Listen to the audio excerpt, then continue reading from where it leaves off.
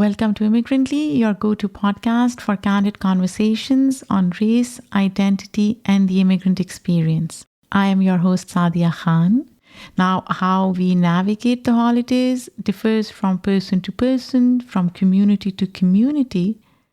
As Thanksgiving is around the corner, something we are grappling with this year, and frankly, many years, is how we come together for festivities and holiday celebrations when there is so much social upheaval and violence around us. Some may see Thanksgiving traditions as continuously important by gathering families, boosting morale, and creating a sense of community. Others may feel that celebration shouldn't continue as normal when there is very little sense of quote unquote normalcy in our current geopolitical climate. For others, Thanksgiving wasn't a holiday to be celebrated in the first place. In our today's episode, I wanted to explore the adaptability of traditions. So I decided to turn to our own Immigrantly team to find out what Thanksgiving looks like for them.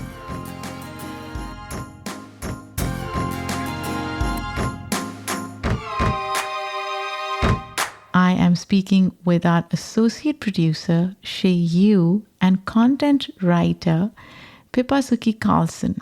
And I asked them, what does Thanksgiving look like in your household?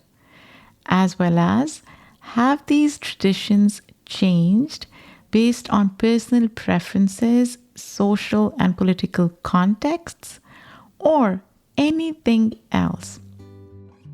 We'll start with Shay, who reflects on their own experience on the day as someone who actually doesn't celebrate Thanksgiving.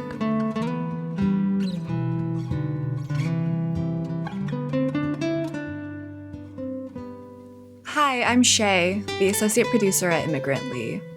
I'm Taiwanese American, and both of my parents are immigrants from Taiwan, where Thanksgiving is not traditionally celebrated.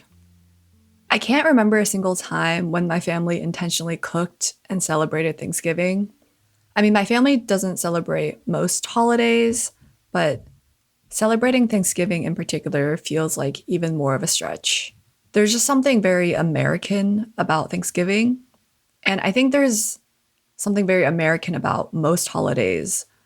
But while like Christmas can feel very European as well, I think because Thanksgiving is so deeply entrenched within the history of the United States, that it feels even more so, quote unquote, American than other commonly celebrated holidays in the US. That being said, I grew up in pretty white suburbs in New Jersey.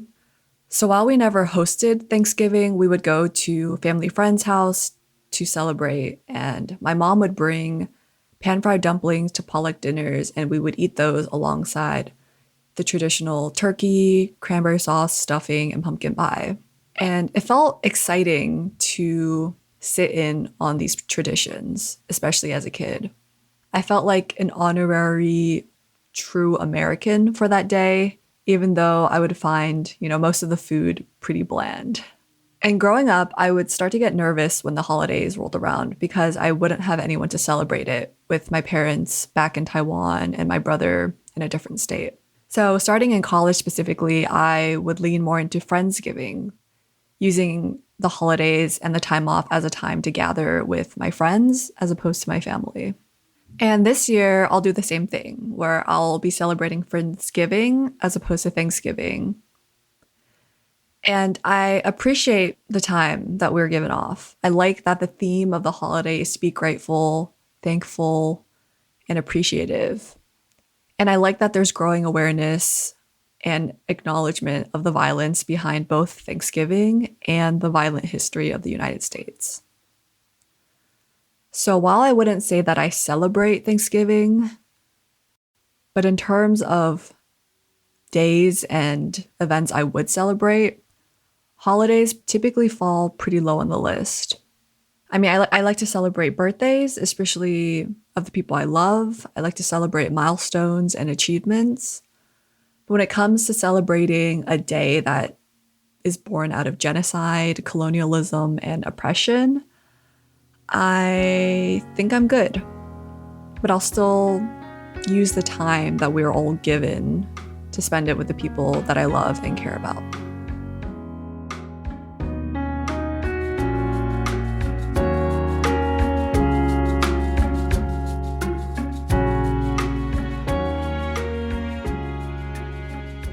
With Thanksgiving being such an American holiday, it's often assumed that everyone in the US celebrates it. But there are a lot of reasons not to, as Shay just shared with us. Of course, there are also some people who do celebrate Thanksgiving.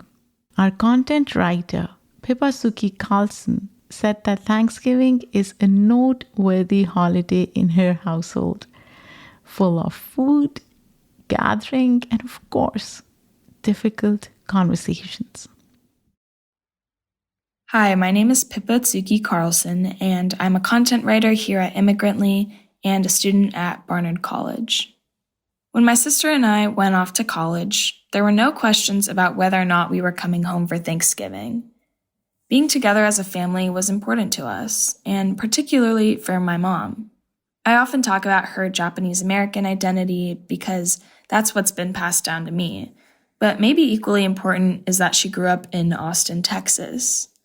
In Texas, Thanksgiving is big, and in our family, this means we eat big. Our typical Thanksgiving starts the night before. My mom bakes a cornbread that will be used for cornbread dressing, a traditional Southern Thanksgiving dish. The next day, we wake up, and it's showtime. My mom, my sister, and I cook all day.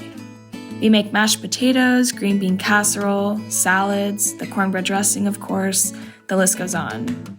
Accompanying all of this is the blasting music from the kitchen speakers, overpowering the football on the TV. Sometimes it's jazz, other times it's the Hamilton soundtrack. When we finally sit down for dinner, there's gratitude to be done cooking and a little sigh of relief. But our mealtime conversations aren't always about joy and gratitude, though. We talk about politics, an inherently difficult or critical conversation, and grapple with Thanksgiving's history, too. The day for us is not at all about celebrating Americanness or patriotism. What we've deemed important about the tradition is our gathering, a ritual that generates and harnesses love amidst difficult times. And I think bringing this love back into our respective spaces, my parents into their work environments, my dad as an educator, me as a student, all of this can be pretty powerful.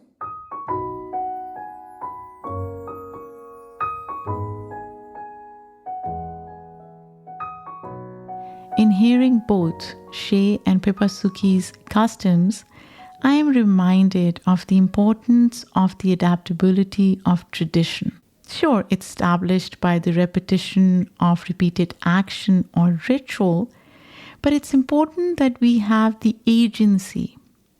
Yes, the agency to make changes based on our environment and feelings at any given time. At Immigrantly, it is our tradition to bring you a Thanksgiving episode annually, but we also know that this is not a day about gratitude for many of us. It is a day we remember a grim history of colonialism and oppression of Native Americans. It's a day to reflect on what it means to live in the United States, how that narrative was written historically, and how we move forward together. Being an immigrant myself, I used to see Thanksgiving as this secular celebration that let me embrace my Americanness. But the more I delved into its history, the more I realized the painful truths it carries. Now, my approach has definitely evolved.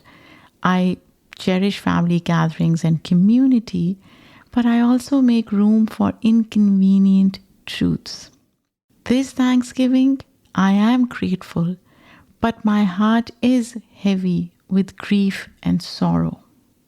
As we break bread, I can't ignore the ongoing struggles in different parts of the world.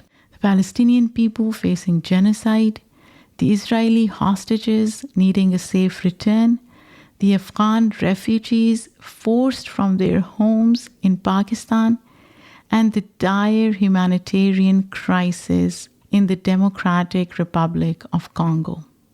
All demand our attention. So as you, our listeners, celebrate this Thanksgiving, I urge you to hold space in your hearts for the pain and suffering of others. Let's remember that our comfort comes with a responsibility to speak truth to power. And while you enjoy your meal, please extend your thoughts and compassion beyond your table. It's the least we can do for a world in need. In the end, I ask all of you, what do you think? How do we adapt national holidays to fit our own needs? Is there a way to joyfully celebrate a holiday and speak out against ongoing injustices at the same time? Let me know your thoughts. You can reach me at sadia@immigrantlypod.com.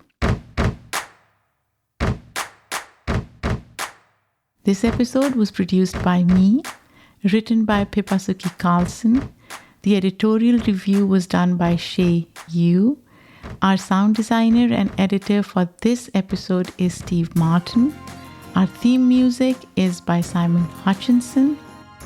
Until next time, when we have another important conversation, take care and happy Thanksgiving to all of you.